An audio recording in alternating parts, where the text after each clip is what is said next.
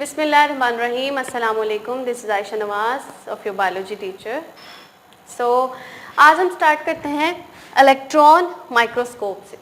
Electron microscope the most advance microscope of the century. अब ज़्यादा advance microscope की हमें ज़रूरत क्यों पड़ी? क्योंकि हमने प्रीवियस जो 2 माइक्रोस्कोप्स पढ़ी हैं उसमें इतनी एडवांसमेंट नहीं थी, उनकी मैग्नीफिकेशन और जो है रिजॉल्विंग पावर उसमें थोड़ी सी जो है वो कमी थी, जिसको इस माइक्रोस्कोप को बना के क्या किया गया, पूरा किया गया। अब ये उनसे डिफरेंट है।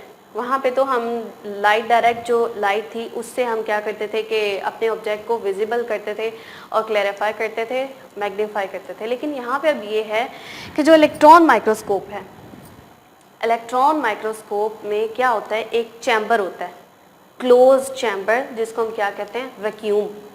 उस वैक्यूम के अंदर क्या किया जाता है, स्पेसिमेन रखा जाता है और उसको क्लोज कर दिया जाता है। वो ऑलरेडी क्लोज होता है और उसको फिर क्या किया जाता है, उसके ऊपर से इलेक्ट्रॉन्स की जो है वो रेज पास की जाती हैं, इलेक्ट्रॉन की बम्बारमेंट की जाती है। वो इलेक्ट्रॉन्स जो हैं, जो दूसरा सेकंड लेंस, 2 लेंसेज होते हैं ना, एक तो वो जिससे आप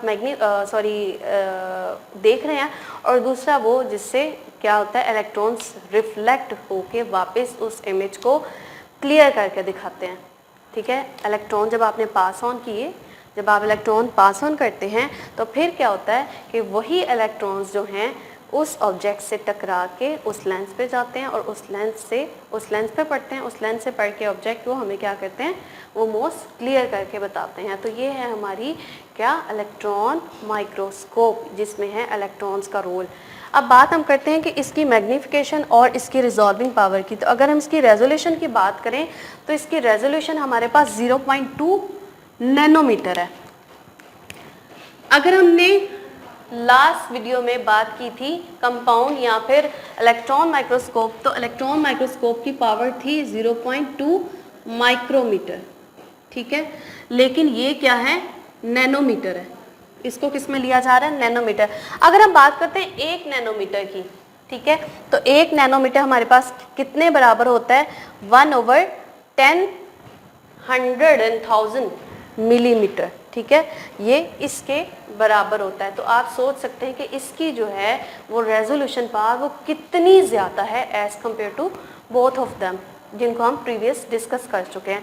तो इसकी रेजोल्यूशन जो पावर है वो बहुत ज़्यादा है। ये इतनी माइन्यूट चीज़ें, जस्ट एक थ्रेड के अंदर क्या है, थ्रेड लाइक स्ट्रक्चर है, उसको मतलब एक धागा है, उसके अंदर क्या क्या है, वो किस चीज़ से कंपोज हुआ है, उसको भी बहुत क्लियर करके दिखा सकता है। अगर हम इसकी मैग्नीफिकेशन की बात करते हैं तो इसकी जो मैग्नीफिकेशन है वो 250,000 टाइम्स जो है वो ज़्यादा है एक अपेरेंट साइज से। मतलब जो आपने ऑब्जेक्ट रखा है उसका जो अपेरेंट साइज है उसको 250 टाइम्स जो है वो ज़्यादा इंक्रीज करके दिखा सकता है। ठीक, अब हम बात करते हैं कि ये किस तरह से चीज़ों को दिखाएगा। फॉर एग्जांपल हम कहते हैं कि हमारे पास एटम है, तो एटम को भी ये क्या करता है, एटम के इंटरनल एक्सटर्नल सारे पोर्शंस को ये दिखाएगा। एटम, ठीक है, इवन दो के डीएनए का स्ट्रैंड, डीएनए में जो हमारे पास मॉलिक्यूल्स, जो वो चीज़ हैं, हर चीज़ को उसके लेवल पे बहुत छोटा करके ये उसको मोस्ट क्लियर करके दिखा सकता है। तो ये इसका सबसे बड़ा बेनिफिट है कि हम छोटी से छोटी चीज़ को क्या करते हैं, देख सकते हैं। अब हमारे पास इलेक्ट्रॉन माइक्रोस्कोप की भी 2 टाइप्स हैं, एक TEM है और दूसरा SEM है। TEM बेसिकली क्या है, ट्रांजिशन इलेक्ट्रॉन माइक्रोस्कोप। क्या है, ट्रांजिशन इलेक्ट्रॉन माइक्रोस्कोप। और SEM हमारे पास क्या है, स्कैनिंग इलेक्ट्रॉन माइक्रोस्कोप। अब अगर हम बात करते हैं TEM की, transition electron microscope. Transition electron microscope का काम क्या होता है, क्या है कि ट्रांजिशन इलेक्ट्रॉन माइक्रोस्कोप क्या करता है कि इलेक्ट्रॉन्स को ट्रांसमिट करता है वाया स्पेसिमेन। इलेक्ट्रॉन्स जो होंगे वो ट्रांसमिट हो जाएंगे थ्रू द स्पेसिमेन।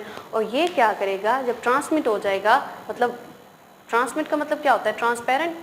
ट्रांसमिट मतलब उससे गुजर जाएगा, जब गुजरेगा तो फिर उसके जो अंदर वाले जितने इंटरनल पोर्शंस हैं, जो उसका इंटरनल स्ट्रक्चर है, उसको बहुत ब्रीफ करके और बहुत क्लियर करके दिखाएगा। तो ये इसका काम है।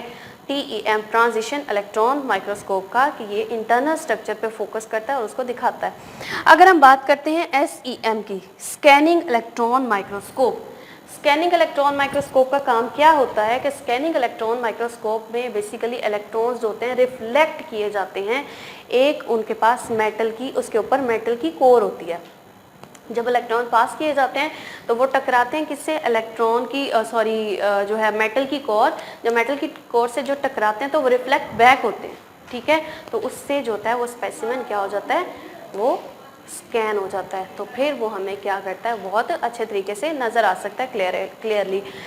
बेसिकली अगर हम बात करते हैं SEM की, तो SEM हमें क्या करता है कि चीज़ों की जो एक्सटर्नल स्ट्रक्चर है, मतलब जो उसकी आउटर लेयर्स हैं, उनको क्या करता है, क्लियर करके दिखाता है। जो TEM था, ये क्या करता है, इंटरनल स्ट्रक्चर्स की स्टडी करता है। और अगर हम SEM की बात करें तो ये आउटर लेयर्स की, यानी कि एक्सटर्नल स्टडी ये करता है। तो ये इन दोनों के काम हैं, ये इसी की टाइप्स हैं, इसी से आगे एडवांसमेंट है, जिसको हम यूज़ करके क्या कर सकते हैं, पूरे ऑर्गेनिज्म का इंटरनली और एक्सटर्नली अच्छे तरीके से एग्जामिन कर सकते हैं उसको। अब ये तो इसके बेनिफिट थे। अगर हम इसके ड्रॉबैक की बात करें तो इसमें ड्रॉबैक क्या है कि इसमें हम जस्ट सेल्स की स्टडी कर सकते हैं, लिविंग थिंग की स्टडी नहीं कर सकते। जिस लाइक अगर हम बात करते हैं अमीबा की, पैरामीशियम, तो पॉन्ड से अगर हम कोई भी वाटर लेते हैं तो वो डेफिनेटली उसमें ऑर्गेनिज्म जिंदा होते हैं, तो उन ऑर्गेनिज्म की स्टडी हम इनमें नहीं कर सकते। क्यों?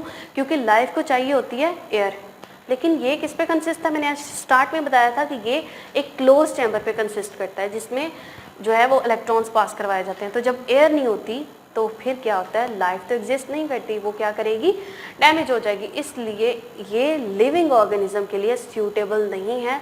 लिविंग ऑर्गेनिज्म के लिए ज़्यादा सूटेबल वही होगी कंपाउंड माइक्रोस्कोप, जो है वो लाइट माइक्रोस्कोप। उसी के थ्रू हम क्या कर सकते हैं, बैक्टीरिया और पैरामीशियम अमीबा वगैरह को हम क्या कर सकते हैं, स्टडी कर सकते हैं। लेकिन इसमें जो है वो लिविंग ऑर्गेनिज्म की स्टडी नहीं हो सकती।